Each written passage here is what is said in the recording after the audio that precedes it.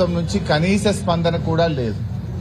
ఇప్పటి వరకు ఒక శాసనసభ్యుడో ఒక మంత్రి గారో వైద్య ఆరోగ్య శాఖ ఒక ఉన్నతాధికారో వచ్చి పరామర్శించిన పాపాన పోయింది లేదు. సంఘటన ఎందుకు జరిగింది అని పూర్వాపరాలను తెలుసుకునే ప్రయత్నం కూడా చేయలేదు. ఇప్పటి వరకు దీని మీద పూర్తి స్థాయి విచారణకు కూడా ఆదేశించలేదు. ఇవాళ ఆ తల్లుల పరిస్థితి ఏంది? చిన్న పిల్లలు, వాళ్ళు పూర్తిగా కోలుకొనకపోతే రేపు ఆ పిల్లల్ని ఎలా చూసుకోవాలి, ఆ సంసారాన్ని ఎలా వెళ్లదీయాలి, ఆ కుటుంబ పరిస్థితులు ఎంత దారుణంగా దెబ్బతింటాయో ఒక్కసారి ఆలోచించాల్సిన అవసరం ఉంది.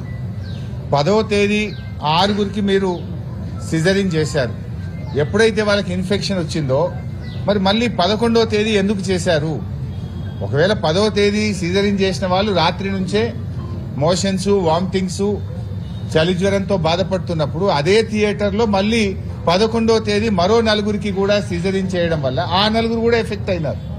అంటే ఇక్కడ వాళ్ళని మేము మాట్లాడినప్పుడు 2 విషయాలు చెప్తా ఉన్నారు. పేషెంట్స్ యొక్క అటెండెంట్స్ కానీ పేషెంట్స్ కానీ థియేటర్లో ఉన్నటువంటి ఇన్ఫెక్షన్ మాకు సోకింది, థియేటర్ మెయింటెనెన్స్ సరిగా లేకపోవడం వల్ల మేము 10 మందిని డాక్టర్ల నిర్లక్ష్యానికి బలయ్యాము అని చెప్పి చెప్తా ఉన్నారు. ఇంకొక పేషెంట్ అటెండెంట్ ఏమంటున్నారంటే కాలం చెల్లిన మందులు వాడారు, ఎక్స్పైర్డ్ మెడిసిన్ మాకు ఇవ్వడం వల్ల మాకు ఈ పరిస్థితి ఏర్పడ్డది అని చెప్పి ఇంకొక పేషెంట్ యొక్క అటెండెంట్స్ చెప్తా ఉన్నారు.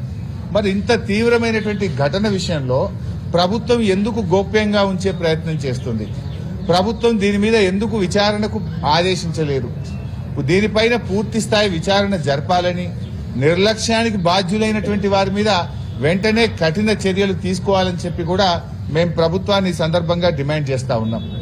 ఇవాళ ఒక పేషెంట్ అయితే ప్రైవేట్ ఆసుపత్రికి వెళ్తే నిజామాబాద్ లో 2 రోజుల్లో 3 లక్షల రూపాయలు ఖర్చయినాయి. పేయి మీద ఉన్న బంగారం అమ్ముకొని 3 రూపాయల మిత్తికి తెచ్చి ప్రైవేట్ ఆసుపత్రుల్లో 3 లక్షలు ఖర్చు పెట్టుకున్నాము, అయినా నా బిడ్డ ఆరోగ్యం ఇంకా బాగా కాలేదు అని ఆ తల్లి వాళ్ళ ఏడుస్తా ఉంది ఈరోజు. అంటే ఇది ప్రభుత్వ నిర్లక్ష్యం, నేరపూరితమైన నిర్లక్ష్యం. వైద్య ఆరోగ్య శాఖ పూర్తిగా పడికేసిన పరిస్థితి ఏర్పడ్డది. ఇవాళ ఇంత జరిగితే ప్రభుత్వానికి చీమ కుట్టినట్లేదు. 10 మంది మహిళల ప్రాణాలతో చెలగాటమాడినారు. అంటే మీ ప్రభుత్వంలో ఇందిరమ్మ పాలనలో మహిళల ప్రాణాలకు రక్షణ లేకుండా పోయింది. ఇందిరమ్మ పాలన మాటల్లో ఉంది తప్ప ఇవాళ మీ పాలనలో మహిళల ప్రాణాలకే లెక్క లేకుండా పోయింది, వారికి రక్షణ లేనటువంటి పరిస్థితి ఏర్పడ్డది. అంటే ఇలా ఈ ప్రభుత్వం ముఖ్యంగా ఈ మధ్య మనం అక్కడ కూడా చూసాం, ఇక్కడ భద్రాద్రి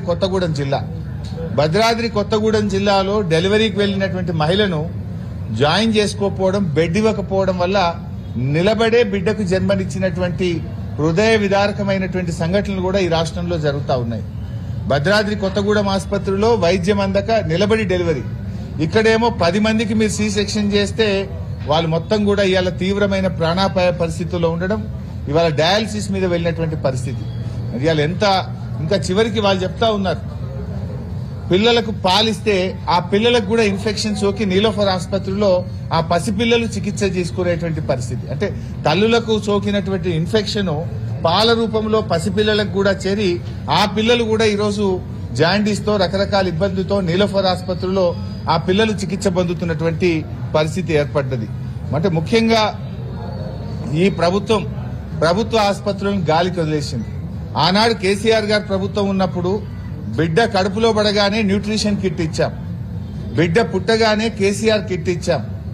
ఆ బాలింతలకు, గర్భిణీ స్త్రీలకు ఆరోగ్య లక్ష్మి పథకం కింద పాలు, బ్రెడ్, పౌష్టిక ఆహారాన్ని అందించాం. అదేవిధంగా మహిళల ఆరోగ్యం కోసం ఆరోగ్య మహిళ అనే కార్యక్రమాన్ని ఆ రోజుల్లో మేము ప్రారంభించాం.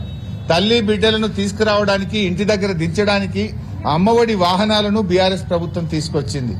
ఆనాటి కాంగ్రెస్ ప్రభుత్వంలో ప్రభుత్వ ఆసుపత్రుల్లో డెలివరీలు 30-35% ఉంటే దాన్ని 72% బీఆర్ఎస్ ప్రభుత్వ హయాంలో తీసుకువెళ్లాం.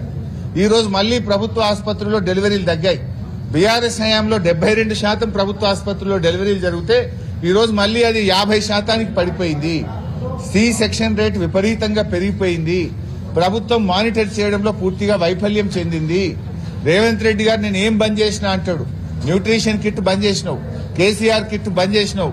ప్రభుత్వ ఆసుపత్రుల్లో మందులు సకాలంలో లేకపోవడం వల్ల ఇవాళ ప్రభుత్వ ఆసుపత్రుల్లో నమ్మకం సన్నగిల్లి ఇవాళ డెలివరీల సంఖ్య ప్రభుత్వ ఆసుపత్రుల్లో గణనీయంగా తగ్గిపోయింది. ఆనాడు బీఆర్ఎస్ ప్రభుత్వ హయాంలో మేము తీసుకున్న చర్యల వల్ల మదర్ మోర్టాలిటీ రేటు 92% నుంచి 43కు తగ్గించాము. 92 నుంచి 43కి తగ్గించి దేశంలోనే 3వ ఉత్తమ రాష్ట్రంగా తెలంగాణను మదర్ మోర్టాలిటీ రేట్లో తెలంగాణ రాష్ట్రం ఆ రోజు తీర్చిదిద్దడం జరిగింది. కానీ మీ హయాంలో ప్రభుత్వ ఆసుపత్రులకు ఇలా సుస్థి పట్టినటువంటి పరిస్థితి ఏర్పడ్డది. ఇది ప్రభుత్వం యొక్క నిర్లక్ష్యమే కాదు, బాధ్యత రహిత్యం అని కూడా నేను చెప్పదలుచుకున్నా.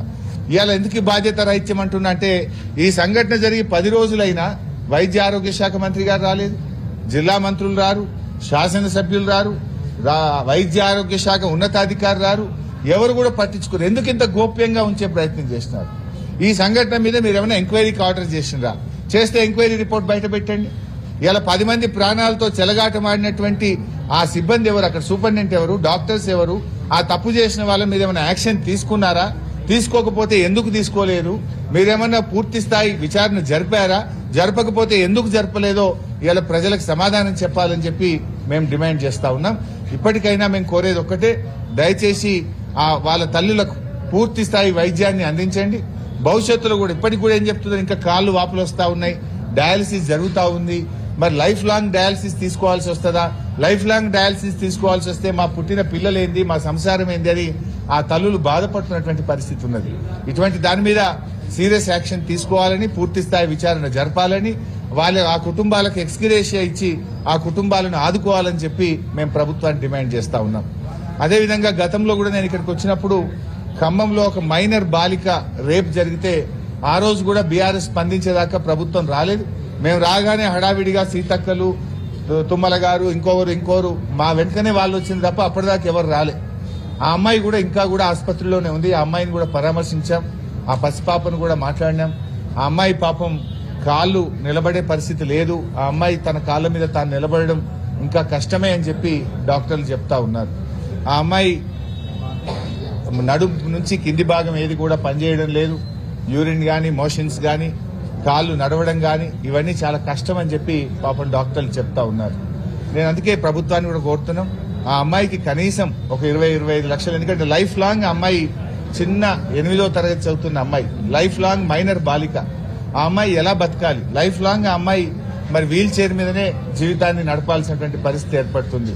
అందువల్ల కనీసం ఒక 25 లక్షల రూపాయలు ఆ అమ్మాయికి ఎక్స్గ్రేషియా ఇచ్చి ఆ అమ్మాయి తన జీవితంలో నిలబడే విధంగా ఆ అమ్మాయిని, ఆ కుటుంబాన్ని ఆదుకోవాలని చెప్పి కూడా ప్రభుత్వాన్ని డిమాండ్ చేస్తున్నాం.